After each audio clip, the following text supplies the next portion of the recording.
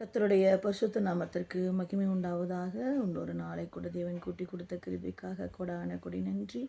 இன்று தேவன் நமக்கு கொடுக்கும் வார்த்தை பிலிப்பியர் 4வது அதிகாரம் 6வது வசனம்.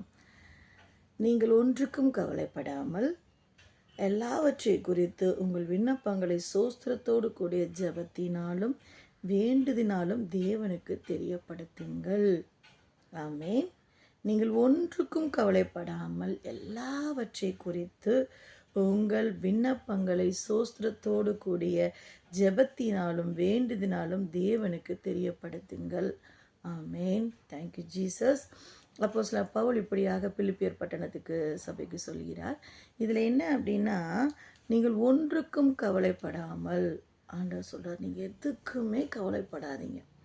நமக்கு இந்த ஜீவன் கொடுக்குற வாக்கு தத்துவம், நீங்கள் ஒன்றுக்கும் கவலைப்படாமல் எல்லாவற்றை குறித்து சோஸ்திரத்தோடு கூடிய, கவலை இல்லை, திட்டி இல்லை, என்னப்பா அப்படின்னு சொல்லி இல்லை, ஆண்டவர் சமூகத்தில் சோஸ்திரத்தோடு கூடிய ஜெபத்தினாலும் விண்ணப்பத்தினாலும் ஆண்டவருக்கு தெரியப்படுத்துங்கள்.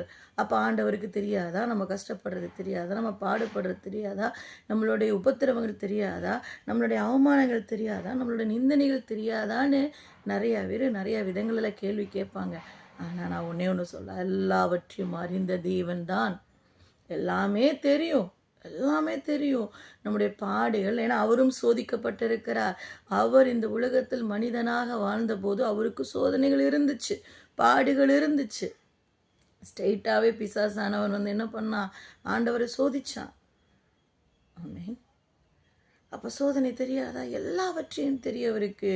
ஆனால் என்ன சொல்கிறாருன்னா, நீ அக்கம் பக்கத்துக்கிட்ட போய் சொல்லாத, மனுஷர்கிட்ட போய் தயவு எதிர்பார்க்காத.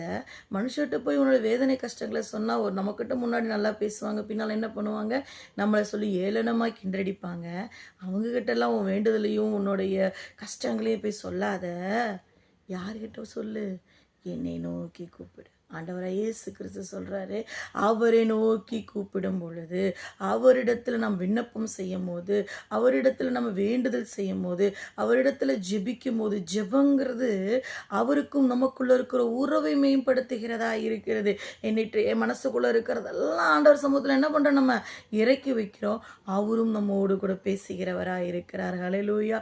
விசுவாசிக்கிறவங்க ஆமேன்னு சொல்லுங்கள். அப்போது தேவனிடத்தில் நான் சொல்லி தான் அவருக்கு தெரியணுமா? அழுத பிள்ளைக்கு தானே சொன்னேன், அழுத பிள்ளைக்கு தானே பாடு அப்படிங்கிற மாதிரி. பசிக்கு தெரியும், அம்மாவுக்கு பிள்ளைக்கு பசிக்குன்னு அம்மாவுக்கு தெரியும். பட் அவளுக்கு என்ன விருப்பம்? அவனுக்கு